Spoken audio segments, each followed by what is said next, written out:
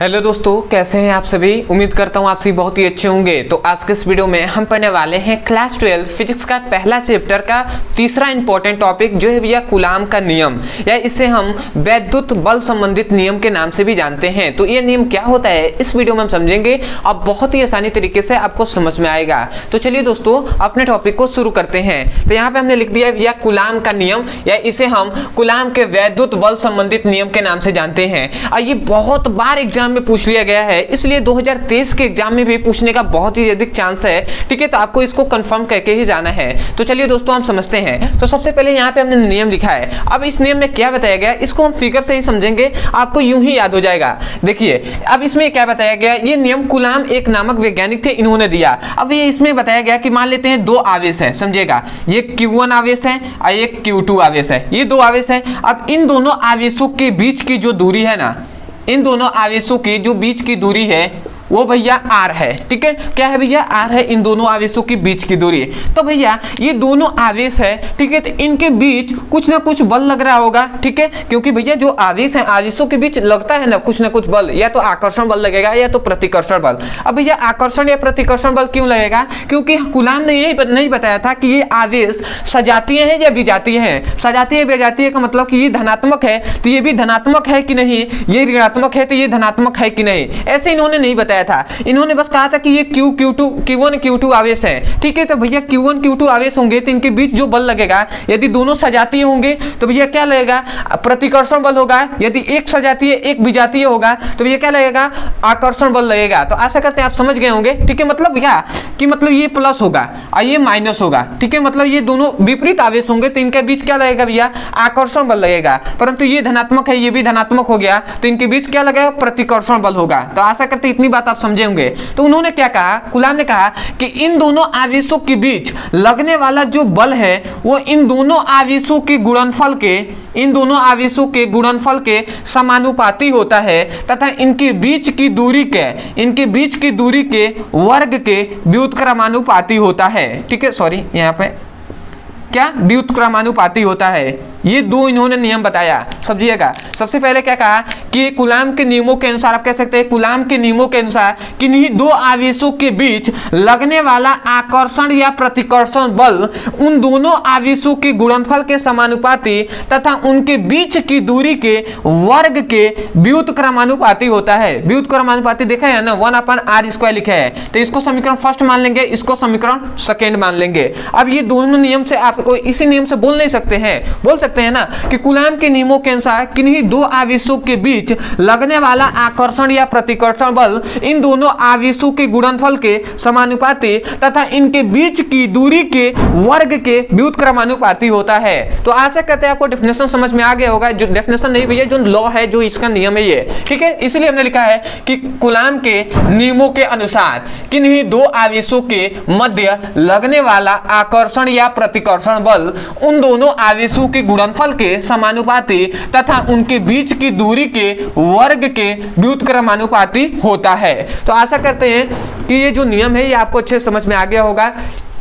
ठीक है, ये जितनी बात है ये हमने यहीं से बोल दिया है कि कूलाम के नियमों के अनुसार किन्हीं दो आवेशों के बीच लगने वाला आकर्षण या प्रतिकर्षण बल उन दोनों आवेशों के गुणनफल के समानुपाती तथा उनके बीच की दूरी के वर्ग के व्युत्क्रमानुपाती होता है। तो आशा करते हैं आपको समझ में आ गया होगा। अब हम देख लेते हैं इनका जो फॉर्मूला है इसको हम प्रूफ कर देते हैं। ठीक है, कि इनका फॉर्मूला इन्होंने कूलाम के नियम में क्या बताया। अब ये समीकरण फर्स्ट और समीकरण सेकेंड देख रहे होंगे तो बल दोनों सामान्य है, तो इन दोनों के बल को यदि हम एक लिखते हैं तो F इक्वल टू, दोनों को एक ही हम ले लेते हैं क्योंकि दोनों तो बल एक ही है ना। ठीक है, तो जो बल है F इक्वल टू हम लिख सकते हैं कि Q1 Q2, ये इक्वल का चिन्ह नहीं होगा, यहाँ समानुपाती का चिन्ह होगा ना।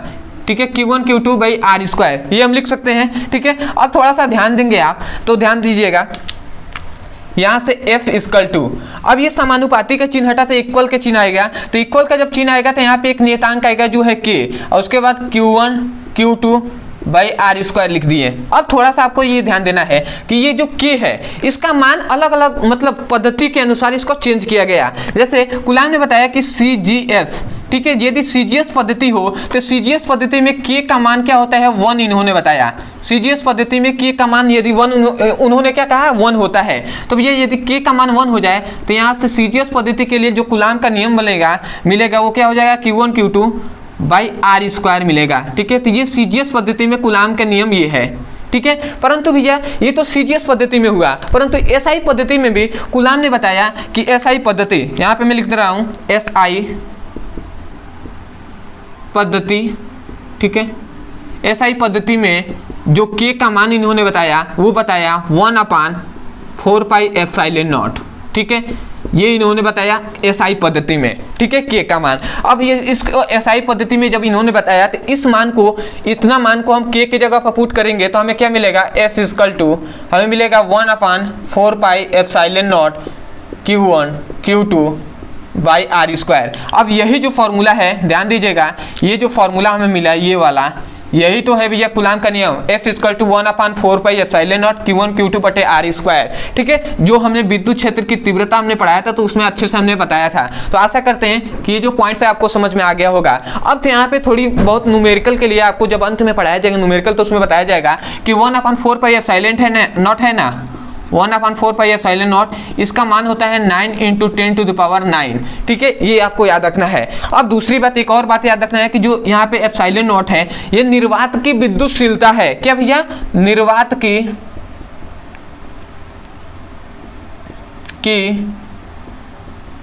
विद्युतशीलता।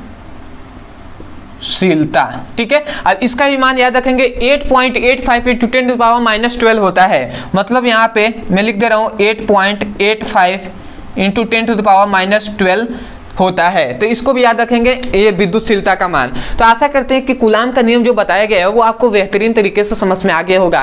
इसी के संबंध में एक और नियम है जो भी है एकांक आवेश, जो कि बहुत बार वो भी पूछ लिया जाता है, तो उसका भी चांसेस होता है। ठीक है, क्योंकि ये जो पूछा जाता है उसी में कभी कभी पूछ लिया जाता है। ठीक है, परंतु याद रखें वो 2 ही नंबर में पूछा जाता है। तो उसको यदि आप पढ़ना चाहते हैं तो केवल आप लिख सकते हैं कि एकांक, यदि आपको समय है। ठीक है, यदि आप चाहते हैं कि कोई भी टॉपिक ना छूटे तो ये मूवी आप पढ़ लीजिएगा। ठीक है, क्योंकि उसको जैसे इंपॉर्टेंट टॉपिक में शामिल नहीं किया जाएगा, क्योंकि 1-2 बार पूछ लिया गया है तो उसको हम नहीं दे सकते, परंतु इंपॉर्टेंट है। तो आप लिख सकते हैं कि एकांक आवेश ब्रदर सर, आपको वीडियो मिल जाएगा, वहां जाकर अच्छे से पढ़ाई कर लीजिएगा उसका भी। ठीक है, तो मैं यही कहूंगा यदि आपको समझ में आया तो सबसे पहले तो चैनल को सब्सक्राइब कर दीजिएगा। ठीक है, वीडियो को लाइक कर दीजिएगा। हो सके तो मैं कमेंट सेक्शन में जरूर बताइएगा कि आपको वीडियो कैसा लगा। अदरवाइज बहुत से ऐसे स्टूडेंट होंगे जो चाहते होंगे कि भैया सभी इंपॉर्टेंट टॉपिक को पढ़ाया जाए। ठीक है, फिजिक्स और केमिस्ट्री का हमें सभी इंपॉर्टेंट टॉपिक को एक ही जगह से कंप्लीटली देख सकूं, तो या तो हमारे चैनल के प्लेलिस्ट में चले जाइए, या दूसरी बात यहाँ पे एक नंबर दिया जा रहा होगा, इस नंबर पे आप व्हाट्सएप करके फिजिक्स और केमिस्ट्री का सभी इंपॉर्टेंट क्वेश्चन का लिंक प्राप्त कर सकते हैं। अदरवाइज यदि आप कल परसों देख रहे हैं या 2-4 दिन बाद देख रहे हैं तो आपको जितने टॉपिक पढ़ाए गए होंगे उनका लिंक दे दिया जाएगा, और धीरे धीरे जितनी वीडियो अपलोड किए जाएंगे सभी इंपॉर्टेंट टॉपिक का, वो उसी वीडियो लिंक पर आप क्लिक करेंगे तो आपको मिल जाएंगे, सभी उस पर ज्वाइंट होते जाएंगे। दूसरी बात, यदि जो स्टूडेंट होंगे जो 1 महीने बाद देख रहे होंगे या 10 दिन 20 दिन बाद देख रहे होंगे, तो भैया 2-3 चैप्टर तो यूं ही आपको बना दिए गए होंगे इंपॉर्टेंट टॉपिक का, तो उनको पढ़िएगा, उसके बाद उसी पे ज्वाइंट होते जाएंगे सभी लिंक, तो आपको मिलते जाएंगे, आगे आपको पढ़ते जाना है, उसको सिलेबस को वहीं से आपको पूरा कंप्लीटली आप देख सकते हैं। दूसरी बात, मैं ऐसे भी स्टूडेंटों को कहना चाहूँगा जो कमजोर है, तो मैं उनसे कहना चाहूँगा जितने भी आपके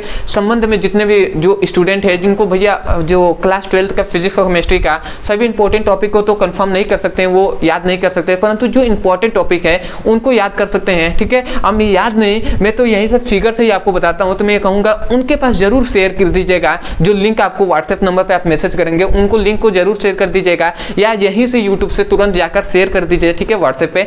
तो आशा करते हैं आप ऐसा करेंगे। तो चलिए दोस्तों, आज के लिए इतना ही, मिलते हैं अगली वीडियो में, तब तक के लिए धन्यवाद। जय हिंद, जय भारत।